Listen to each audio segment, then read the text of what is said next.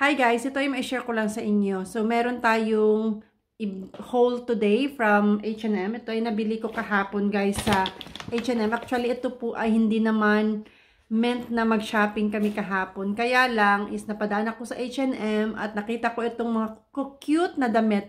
Ito guys ay hindi naman something special pero para sa akin kasi bilang isang nanay ay nakaka-excite pag bumili ka ng damit sa baby mo and then ipasuot mo sa kanya ba, nakaka-excite sa feeling. So ito is na-attract ako dito sa mga damit na ito kaya ito ay binilhan ko siya. Is puro H&M lahat and ito yung mga baby clothes na nabili ko guys. Ito ay wala namang something special pero para sa akin kasi is ang cute.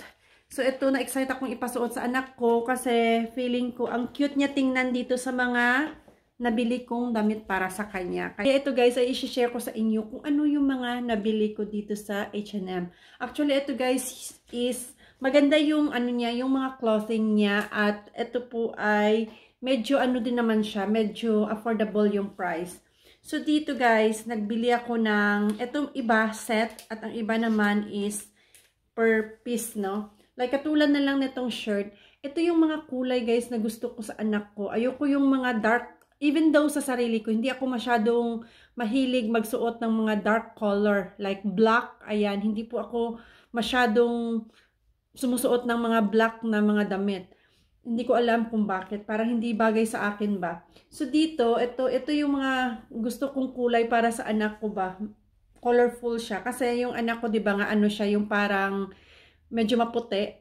Hindi naman siya ganun kaputi guys, unlike sa mga local, no? Or unlike sa ibang mix na Filipina and foreign, may mga bata na masyadong maputi. Pero yung anak ko is tamang-tama lang, katamtaman lang yung kulay niya ba. So ito para sa akin ay, ito single lang to, isang ano lang siya, isang pantaas lang siya, isang t-shirt lang siya. Ito po ay nagkakahalaga ng 50 kroner.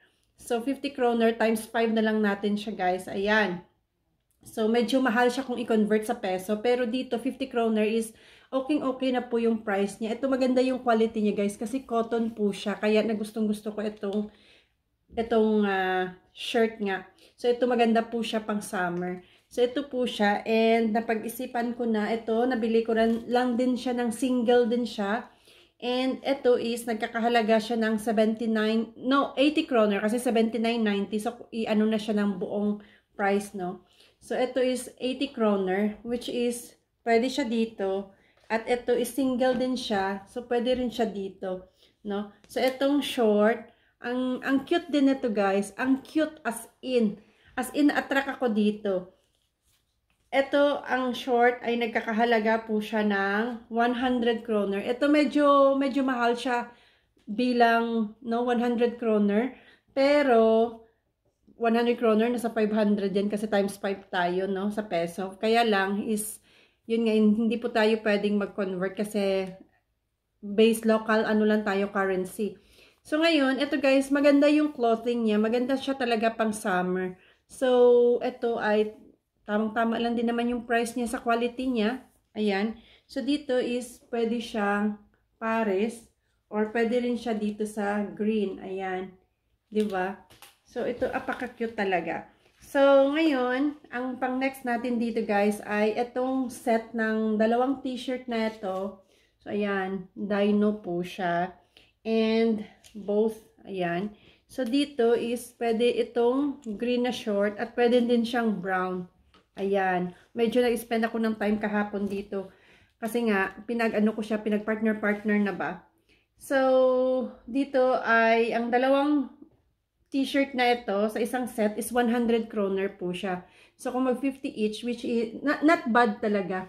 Maganda yung clothing talaga niya. Maganda siya, as in, maganda siya pang summer. Kaya, medyo comfy. Comfy yung ano niya, yung quality ng clothing niya. Kaya, maganda talaga ito. Para sa baby. Kaya, yun. Diba, ang cute? Ang cute niya, as in. So, ito din, at isa din ito sa pinaka na-attract ako dito. Itong Simba na print na terno po siya. Ito po ay nagkakahalaga ng 150 kroner. So, ito, terno t-shirt at saka short. Ayan, ang cute. As in, ang cute ng short niya. Ang cute ng terno na ito. So, ito maganda din yung clothing niya. Cotton po siya. Same din sa kanyang short. Diba? Ang cute. Ang ganda ng kulay niya. Gustong gusto ko yung kulay niya. Ito gustong gusto ko yung mga ganitong kulay na ipasuot sa anak ko ba. Diba? Ang cute. And, bumili din ako dito guys ng, ito is per single po siya. Pero nakahanap ako ng terno ng t-shirt na ito. Ayan. So, sa t-shirt na ito, it cost 50 kroner po siya. Ito namang short ay nagkakahalaga po siya ng 80 kroner. So, medyo pricey itong short, no? Pero maganda naman yung clothing niya. At ang cute, di ba? So, ito is magka-terno. Magka-terno silang dalawa. Ayan. Di ba? So, na-excite ako dito, guys. Kaya ako na-haul ito at i-share sa inyo kasi gusto ko na siyang labhan. Para yan po ay mapasuot ko na sa aking anak. Actually, ito lang yung damit ng anak ko pan-summer, guys. Hindi ko siya binilhan ng maraming damit kasi sa bata is, natuto ako sa mga video na pinapanood ko na huwag masyadong bumili ng maraming damit sa mga baby, lalong-lalo na sa mga newborn kasi ang bilis nilang lumaki, which is true po siya. So, para sa akin, hindi ako bumili ng maraming damit para sa anak ko. Yung damit niya, since andito lang din naman kami sa bahay, hindi kami masyadong umaalis. So, binilhan ko lang siya ng 2 or 3 piraso ng panlakad, no? Sa mga semi-formal, yung mga ganun na pormahan. At yung pambahay lang, yung damit niya is yung overall hanggang sa paa niya.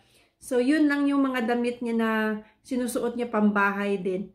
Kaya, at may mga iilan siya na pantulog. So, minsan yung pantulog niya, diretso na yun buong araw, tapos magbihis na lang.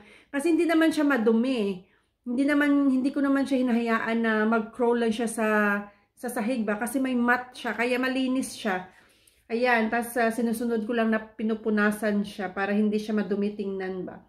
Ayan, tapos ito, nabilhan ko din siya ng isang pants lang ito. Kasi may mga pants siya na jeans at may pants din siya na parang sporty. So, para naman dito is parang pag may lakad na, yun bang semi-formal ang dating, no? So, ito yung pamparis ko. Ayan. Kasi pag jeans, medyo matigas yung clothing niya. Hindi naman siya ganun katigas, pero medyo matigas, mabilis siyang mapagod ba, feeling ko. Kaya yung sa anak ko, gusto ko yung komportable yung suot niya para naman na happy baby siya all day ba. Kaya ito is maganda yung clothing niya, soft lang siya, kaya even t-shirt, pwedeng-pwede na rin dito. Bagay rin siya dito sa may collar na damit. So, yun lang. Ito yung mga nabili ko kahapon, guys, na hindi naman sinadya na pumunta ng H&M para mamili ng damit. Kung di, ito kasi yung inaiwasan ko din na pumunta ng mall kasi mabilis akong ma-attract sa mga bagay-bagay na para sa anak ko. Sa ngayon, hindi na po ako nakafocus sa pangsarili ko, no? Kundi sa anak ko na. Kaya, yun lang, guys. So, ito lang at na-share ko lang sa inyo. So, maraming salamat at see you in my next video. Bye!